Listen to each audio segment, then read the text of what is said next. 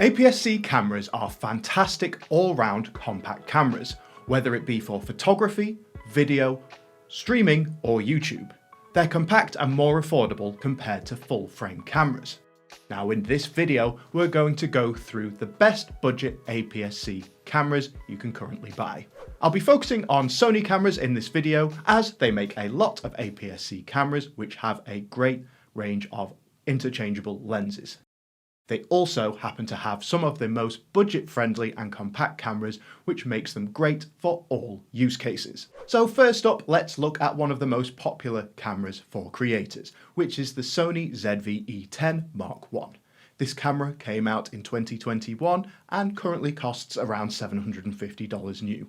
And you can pick one of these up used for around $550 if you shop around. It's technically from Sony's vlogging range of cameras, but in reality it's just like all the other alpha cameras we'll be looking at today. It has a 24.3 megapixel sensor and an E-mount lens system, which makes this camera very versatile. In terms of form factor, it's a fairly small camera with no EVF electronic viewfinder or shoot mode wheel, so it's not perhaps the absolute best choice for photography. Where the shoot mode wheel would usually be has been replaced by a much more prominent video record button, and that shows this camera's more video focus. It has a flip round screen and can record video at 4K at up to 30 frames per second and 1080p at 120 frames per second. It also includes picture profiles like S-Log and Cine, making it a very feature-rich video camera. Now I did use this camera for the majority of my YouTube videos, which you can find on this channel up until the release of the Mark II of this camera in 2024. The 4K is still very crisp and clear, and primarily as a video focused camera it is very good. Now that lack of EVF and shoot mode wheel makes it slightly less appealing to photographers. But perhaps if you are using this as a travel camera, the picture quality is still very crisp and clear for stills, and the size makes it very compact. There are a few issues with rolling shutter on this camera, which in basic terms makes your video look very wobbly when recording and moving the camera at the same time. So I would bear that in mind if you're going to be using this camera on the move. I would probably recommend pairing it with a gimbal. But overall, the ZV-E10 is an excellent all-rounder, maybe a little higher on the price range compared to some of the others we'll cover, but it has lots of modern features. So second up, we're going to be talking about an old favourite, the Sony a5100, which is the most budget-friendly option on this list. So the Sony a5100 is obviously a much older camera, coming out in 2014. And surprisingly, buying one brand new is very expensive. Prices at the moment are actually as high as $650. Please don't buy this camera for that price. Where you want to be picking up this camera is used, where you can pick one up with a lens for as little as $300 and even cheaper if you already have a lens. It can record video at 1080p at 60 frames per second. The 24 megapixel sensor is a great all-rounder for photography, video and streaming. It's a super small camera, the smallest on this list, making it perfect for a travel camera as well, something you can always put in your pocket, and is also really easy to mount to a desk as a streaming camera. It has a flip-up screen, which also makes it great for vlogging. The XVCS format means that you can get 50 megabits per second data rate, which provides much more detail and controls highlights and better than other video formats such as AVC HD on this camera. This alone makes it a massive plus for video creators. Though the camera doesn't have in-body stabilization, which means that footage may be a little shaky, if you're using it with a lens like the 16 to 50mm kit lens that has built-in stabilization, which really helps offset that. It's a really great camera in my opinion for video primarily if you are on a super tight budget. For photography it's still really good, and of course the a5100 isn't without flaws. It is getting old, first released in 2014, it doesn't have 4K support for example, and can overheat if you are recording for a long period of time. It's also missing nice to haves like a 3.5mm audio jack, which the ZV-E10 does have, so you would have to use the built-in microphone for audio, which isn't always the best quality. If you're picking up this camera, you're not necessarily doing it for all the latest features. It's a good quality camera for both stills and video at a low price of around $250 to $300, which is an excellent entry point into the Sony ecosystem. It uses the same E-mount lens system as all the cameras in this video, which means that if you invest in some better quality lenses and then upgrade your camera later on, you can still use the same lenses in the long term, saving you money. I still use my A5100 all these years later, as it's a great option for just if I'm making quick videos on the go and don't necessarily want to take my more expensive camera with me. It's also great if I don't have a bag with me and just want a small camera which can fit in my pocket. For full reviews of all of these cameras and great lenses to go with them, please check out the channel. I've got loads of videos covering all of these topics. And if you're enjoying this one, please drop a like. It really does help me out knowing which videos you enjoy. And also, if you think I've missed any cameras on this list, let me know in the comments. I'll be interested to know which cameras you guys use. Alright, next up we're going to look at another older budget option, the trusty old Sony a6000. I think this is still the best-selling Sony APS-C camera ever, and for good reason. It's from pretty much the same era as the A5100, with very comparable specs across the board, but with a key couple of differences. It shares the same sensor as the A5100 and has the same specs in terms of video and photography quality. So if you're thinking, why cover both of these cameras when they're so similar, it comes down to the physical features, which does make a little bit of a difference between photography and video. With the A6000, for example, you do get an electronic viewfinder, which is great for composing your photography, and it also has a shoot mode wheel if you need to quickly change between auto, shutter priority, aperture priority on the fly. It's much easier to do with a shoot mode wheel.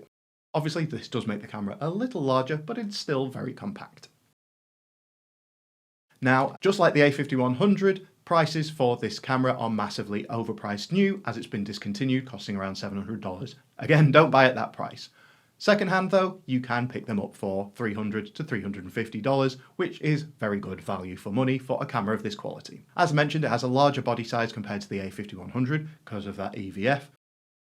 And unfortunately on this one, the monitor doesn't flip up 180 degrees, making it a little harder for vlogging, which is why I would recommend this one a little bit more as a super budget photography camera. So yes, it's a slightly bigger camera, but it has those more physical features, the EVF and shoot mode wheel, which make it better camera for photography. Similar to the A5100, it supports 60 frames per second at 1080p, so it doesn't have 4K video, which obviously may be a deal breaker for you, but considering the age of the camera, I think that's a reasonable payoff. I do find that it's more than good enough for video overall and is an excellent budget photography camera.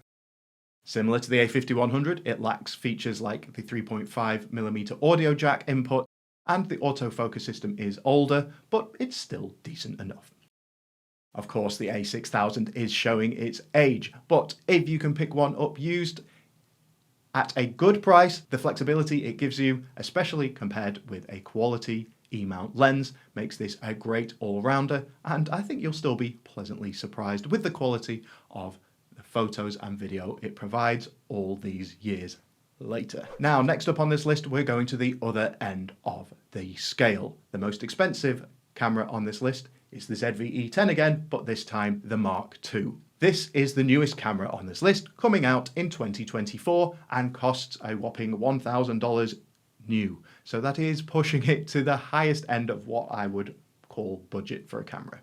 Though used, you can pick this camera up for around $800 if you do a bit of searching around online. The biggest upgrade in the Mark II compared to the Mark I is it has a newer 26 megapixel BSI CMOS sensor. You get 4K at up to 60 frames per second and full HD at 120 frames per second.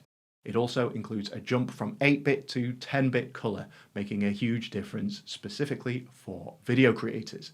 It has S-Log and S-Cinetone built in, so your footage is much easier to grade and looks cinematic straight out of the camera.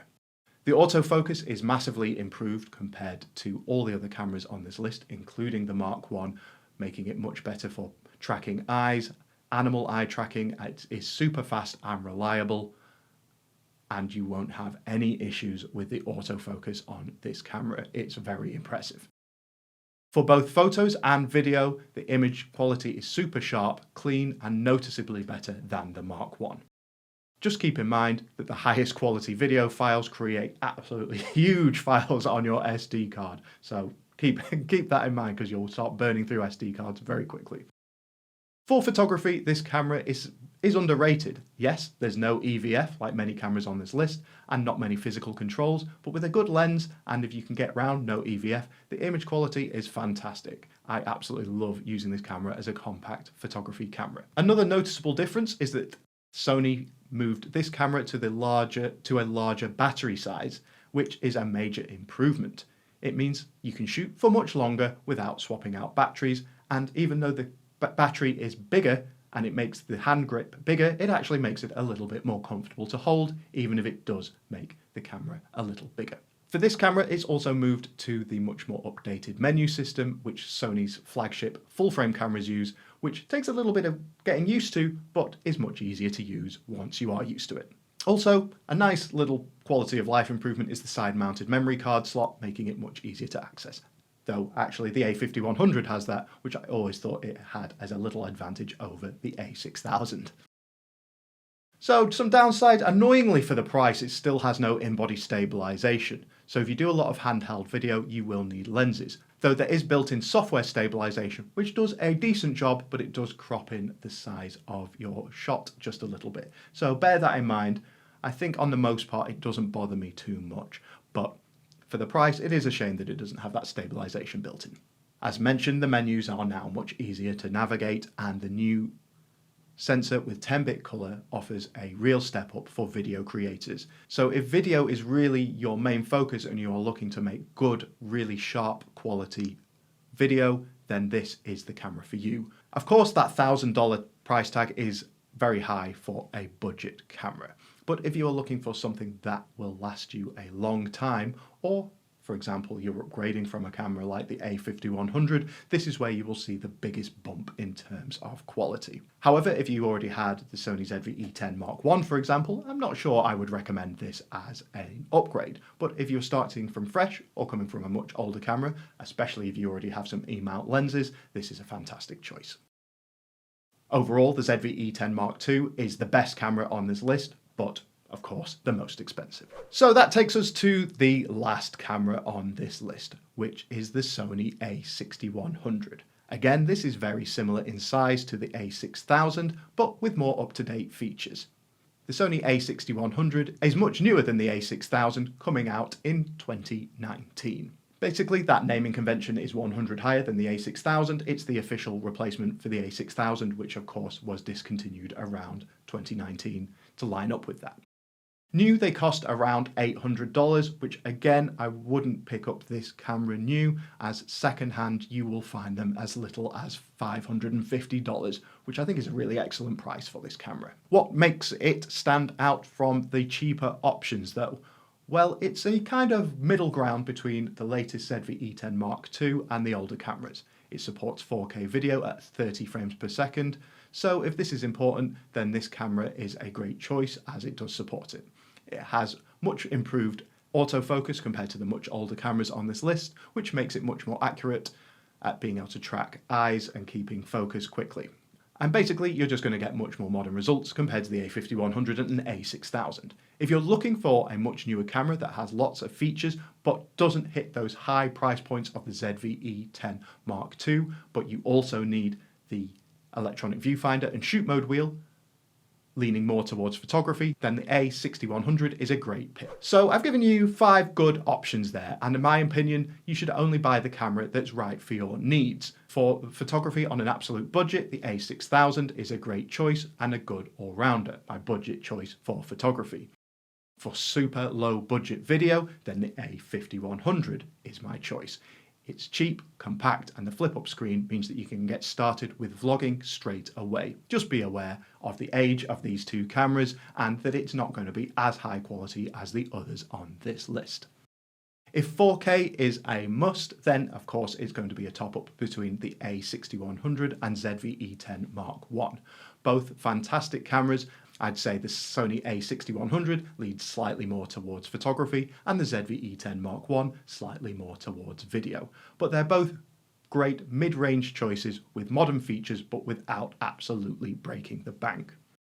But if you want the absolute top specifications for your money, the ZV-E10 Mark II is by far the best, with the best image quality, autofocus, 10-bit colour, and it has a new sensor, making it much more future-proof than the other cameras on this list. But of course, the downside is that $1,000 price tag.